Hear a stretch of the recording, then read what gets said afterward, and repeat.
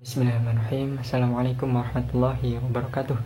Saya Muhammad Aksabaisi dari kelompok 2 studi naskah tafsir dan hadis tentang teks Muqaddimah Al-Itqan fi Ulumil Quran karangan Imam Suyuti. Akan menjelaskan tentang latar belakang penulisan kitab Al-Itqan fi Ulumil Quran ini. Nah, yang pertama itu Imam Suyuti sejak awal memang sudah sangat gemar dan kagum terhadap pelajaran tentang studi Al-Quran, terhadap Al-Quran ini. Nah ya, dari sejak kecil beranjak dewasa. Namun heran Imam Suyuti, beliau heran kenapa tidak ada studi kitab yang terfokus pada Al-Quran gitu. Studi Al-Quran itu hanya ada pada populernya, itu hanya pada hadis-hadis itu saja. Nah, jadi heran gitu, haus akan studi Al-Quran, pelajaran Al-Quran. Nah, kemudian mendengar kabar sang gurunya yang bernama Syekh Abu Abdillah Muhyiddin Al-Kafiyyi ini menulis kitab studi Al-Quran. Namun setelah ditelaah hanya ada 2 bab, tipis. Nah, yang bab pertama itu berisi tentang definisi ta'wil, tafsir, dan surah dan ayat. Nah, dan kemudian itu di bab keduanya hanya berisi syarat-syarat menafsirkan Al-Quran dan dengan akal pikiran, dan diakhiri dengan ada adab belajar mengajar Al-Quran. Nah, kemudian berjalan, kemudian datanglah seorang ulama yang bernama Syekh Alamuddin Al-Bulqini, membawakan sebuah kitab yang berjudul Mawaqi' al-Ulum fi Mawaqi' an-Nujum, karangan saudaranya yaitu Qadi Al-Qudot. Tentang studi Al-Quran juga sama. Nah, berisi 6 pembahasan pokok dan 50 masalah itu. Nah, setelah membaca, Imam Suyuti memiliki motivasi ingin menyempurnakan, mengupgrade lagi kitab Mawaqi' itu. Nah, jadi menulislah beliau berjudul kitab At-Tahbir fi Ulumi Tafsir.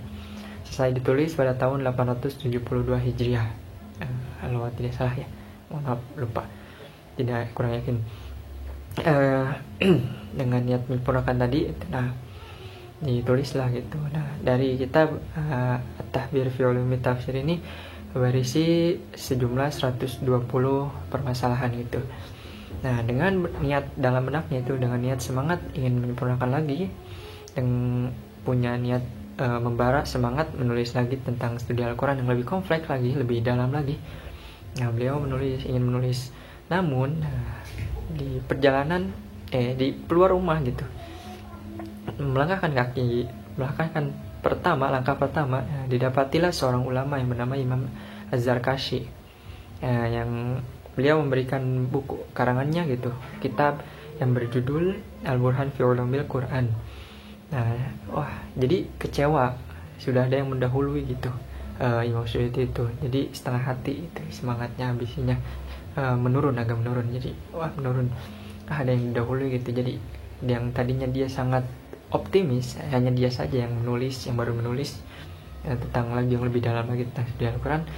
Nah, datanglah dengan niat itulah, dibaca, ditelaah Al-Burhan, kitab Al-Burhan tadi.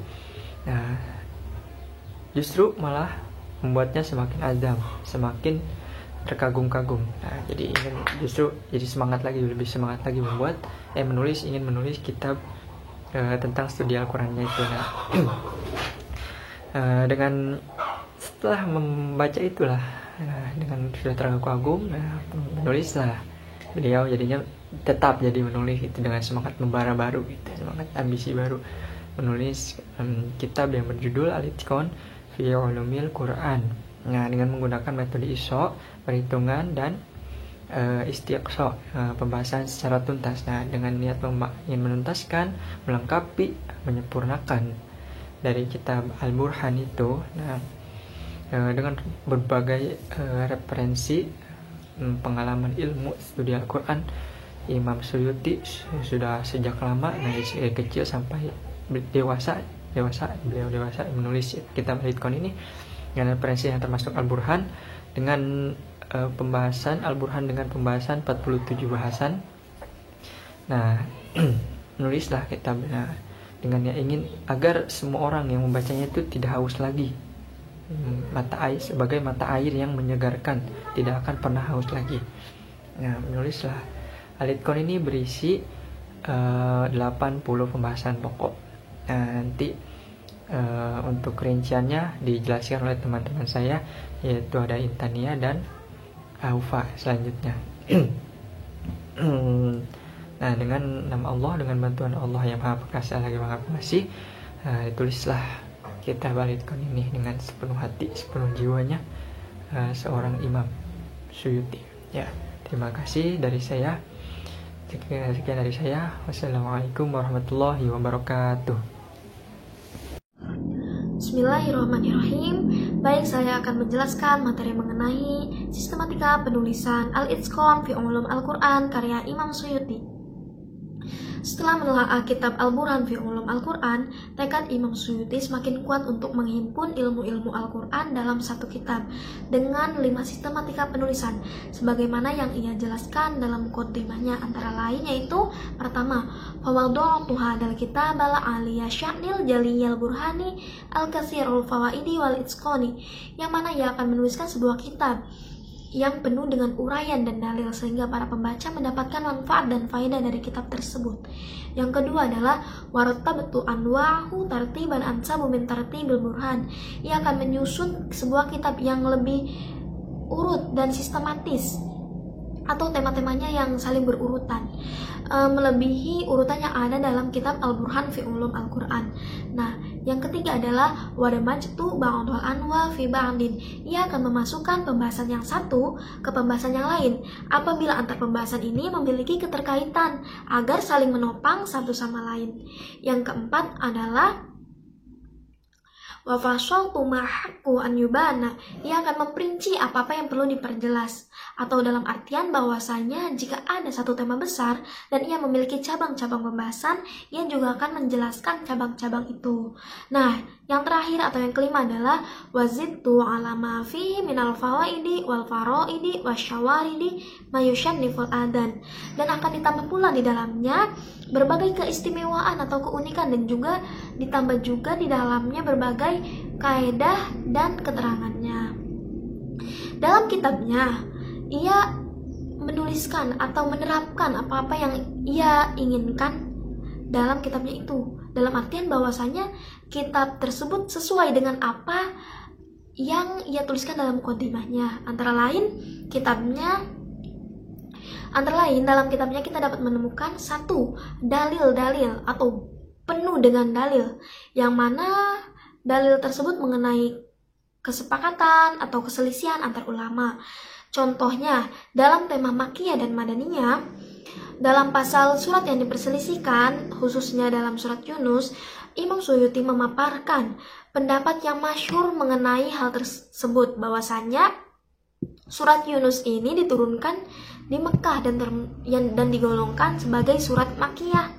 Hal itu berdasarkan riwayat Ibnu Abbas dan Al-Athar As-Sabiqoh atau riwayat-riwayat terdahulu. Nah, kedua, dapat kita temui juga dalam kitabnya, yaitu cabang-cabang atau masalah-masalah yang berkaitan dengan tema tersebut. Contohnya dalam tema Makkiyah dan Madaniyah kita dapati bahwasanya ada 2 pasal yang masih berkaitan dengan tema Makkiyah dan Madaniyah. Yang pertama adalah pasal mengenai surat-surat yang diperselisihkan, di mana turunnya, apakah ia diturunkan di Mekah, apakah ia diturunkan di Madinah. Contohnya surat Al-Fatihah itu masih diperselisihkan apakah ia diturunkan di Mekah ataukah ia diturunkan di Madinah. Nah, yang pasal kedua adalah ayat-ayat yang dikecualikan dari suatu surat. Artinya bahwasannya contohnya surat Al-Baqarah sudah ditetapkan sebagai surat Madaniyah, namun ada 2 ayat yang dikecualikan, yaitu ayat 109 dan ayat 272 yang digolongkan sebagai ayat Makkiyah. Nah, yang ketiga, kita mengetahui atau kita dapat mengetahui urgensi dari mempelajari tema-tema tersebut dalam kitab Al-Itqan fi Ulum Al-Quran. Masih dalam tema Makkiyah dan Madaniyah, dalam Al-Itqan fi Ulum Al-Quran disebutkan urgensi dari mempelajari tema tersebut, yaitu untuk mengetahui yang awal diturunkan dan yang akhir diturunkan, sehingga kita tahu mana ayat yang bersifat nasikh dan mana ayat yang bersifat mansukh. Seperti itu. Maka dari itu, dosen studi naskah tafsir dan hadis mengatakan bahwasannya lulusan ilmu Al-Quran dan tafsir itu belum afdol jikalau belum menghatamkan kitab Al-Itqan fi Ulum Al-Quran ini.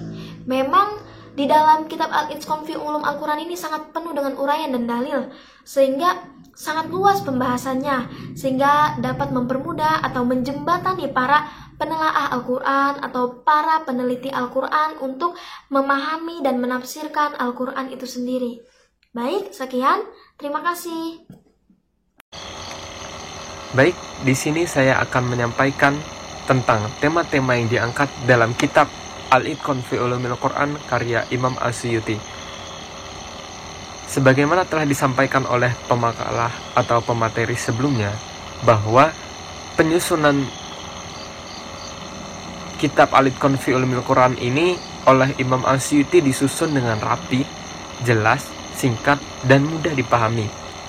Kemudian beliau juga telah mengurutkan materi ilmu Al-Quran dalam kitab ini urut dan rapi, melebihi susunan yang ada di dalam kitab Al-Burhan fi Ulumil Quran karya Imam Az-Zarkashi, di mana beliau masukkan sebagian pembahasan dalam kitab Imam Az-Zarkashi dalam Al-Burhan fi Ulumil Quran ke dalam pembahasan sebagian yang lain. Kemudian diuraikan juga secara terperinci apa-apa yang harus dijelaskan, dan juga ditambah di dalam kitab tersebut berbagai faedah dan keunikan yang istimewa, juga berbagai kaidah dan keterangannya. Dan akhirnya Imam As-Suyuti beri nama kitab tersebut dengan Al-Itqan fi Ulumil Quran. Beliau berkata bahwa Anda akan melihat bahwa setiap pembahasan yang ada di dalam kitab ini ternyata pantas untuk disusun kitab tersendiri, dan Anda akan mendapat dan memperoleh kesegaran dari sumber mata air tawar alami yang enak sekali rasanya. Dan siapa yang meminumnya, maka dia tidak akan haus untuk selama-lamanya. Begitu yang disampaikan oleh Imam As-Suyuti. Kenapa beliau menyampaikan hal seperti ini? Karena maksud di sini adalah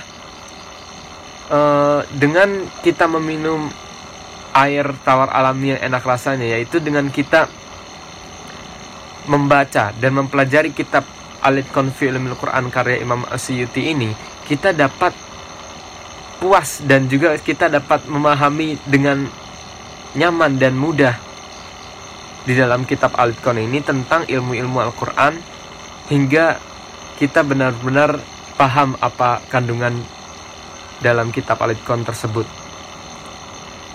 Dan akhirnya di dalam kitab Al-Itqan fi Ulumil Quran tersebut, Imam As-Suyuti memberikan 80 macam tema yang dibahas di dalamnya. Dan Imam As-Suyuti dalam mukadimahnya juga menerangkan bahwa dari 80 tema tersebut, jika diperbanyak pembahasannya, maka akan bertambah menjadi 300 pembahasan. Dan di sini akan disebut, di sini saya akan memberikan beberapa tema yang ada di dalam kitab Al-Itqan fi Ulumil Quran, yaitu yang pertama mengenai Al-Makki dan Al-Madani, kemudian mengenal Al-Hadari dan As-Safari, dan juga An-Nahari Al-Laili, kemudian As-Sifi dan As-Shita'i, kemudian Al-Firashi, An-Naumi, kemudian Al-Ardi dan As-Sanawi, dan juga pertama kali yang diturunkan dan juga terakhir kali yang diturunkan, kemudian membahas tentang Asbabun Nuzul, kemudian tentang tema tentang Al-Idgham, Al-Izhar, Al-Ikhfa, kemudian tentang adab tilawah Al-Quran, Al-Muhkam dan Al-Mutasyabih, dan juga tentang nasikh dan mansukh, dan masih banyak tema-tema lain yang bisa kita dapati di dalam kitab Al-Itqan fi Ulumil Quran. Dan kurang lebih Imam Asyuti meletakkan tema-tema di dalam kitab Al-Itqan fi Ulumil Quran, mengangkat 80 tema yang diawali dengan pembahasan mawatin nuzul dan juga diakhiri dengan pembahasan mengenai kualitas hadis. Di mana ke-80 macam inilah pembahasan tentang ilmu-ilmu Al-Quran secara singkat. Seandainya jika diperbanyak pembahasannya, maka akan menjadi 300 pembahasan, kata beliau. Karena begitu banyak ilmu-ilmu Al-Quran yang ada di dalamnya dan tidak bisa dijelaskan keseluruhan. Maka oleh Imam Asyuti dijelaskan di dalam kitab tersebut secara singkat, mendetail dan mudah dipahami, di mana pembahasan tersebut telah ditulis secara tersendiri. Ya, begitulah kurang lebih pembahasan tentang tema-tema yang diangkat dalam kitab Al-Itqan fi Ulumil Quran.